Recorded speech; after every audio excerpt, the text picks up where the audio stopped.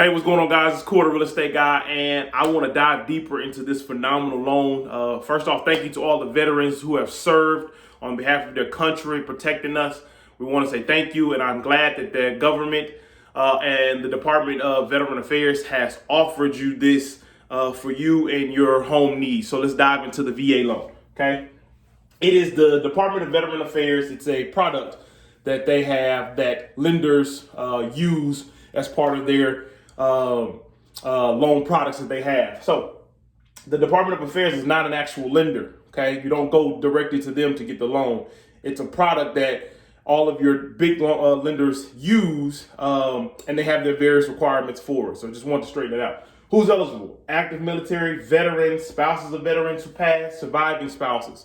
So even if you didn't directly serve, if you were married to someone that was a veteran, you are eligible for this phenomenal loan as well. Requirements: a certificate of eligibility, or COE, a DD-214, which is a certificate of release. These two documents are required once you're applying for the loan. Okay, this document here can also can actually be looked up from the lender, and they can pull it off line or from a database for you, and that way you'll have that. The lender requirements or little qualifications. So just like any other type of loan, it is required that you meet minimal requirements. Okay, is the house affordable for you in your financial situation? They want to look at your FICO score. They want to look at your debt to income, things of that nature to evaluate risk. So it changes from lender to lender because each lender is owned by different investors, and they have their certain criteria which they base their standards on. Okay. Termite inspection, okay, it's required. It's something that needs to happen before you can get that final approval. And if things need to be remediated because of it, you need to get that done before you can move in house. Typically, the seller, if you are in contract with them, handles that for you, okay?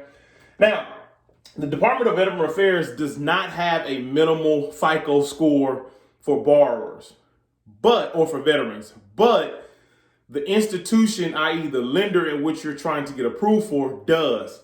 Therefore, 580 or above is the best way to start, or at least a starting point for you to know, hey, this is where my credit needs to be if I want to try to apply for a VA loan, okay?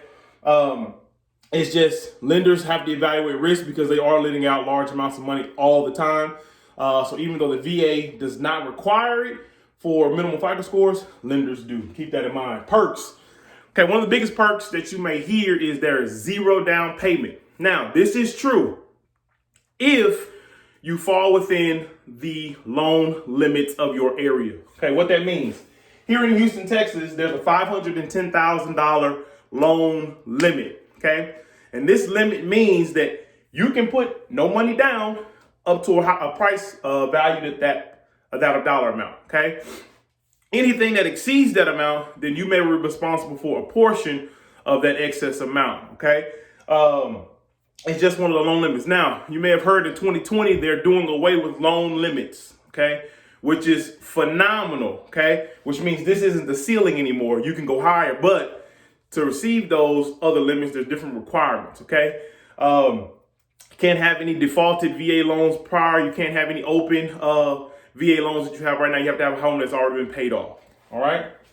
Another perk, you can use it for your investment properties, 1 to 4 family. We talked about house hacking yesterday with FHA loans. So if you want to buy a duplex, quadplex, triplex, or a single family home, you can use it there doing house hacking.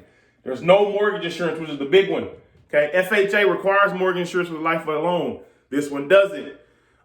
Conventional loans require PMI, which is if you don't put 20% down, you have to pay mortgage insurance to a certain equity amount. Here, there's no mortgage insurance because of that.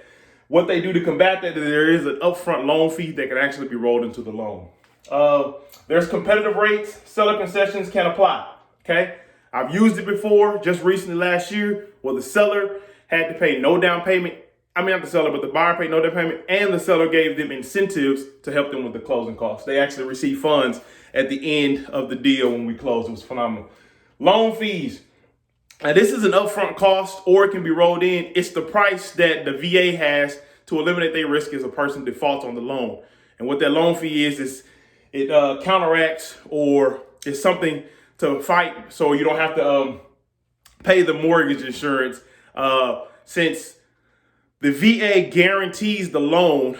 If you default on the loan, the lender is at risk. But having this in place, this VA loan, where it's guaranteed, they don't have to pay. The VA pays a portion of what the lender may have lost. So in lieu of that, they have created the loan fee, which ranges from 1.4% to 3.6%, depending on first use or subsequent use. Means if it's the first time you use the loan or if you used it in the past. And lastly, closing cost fees.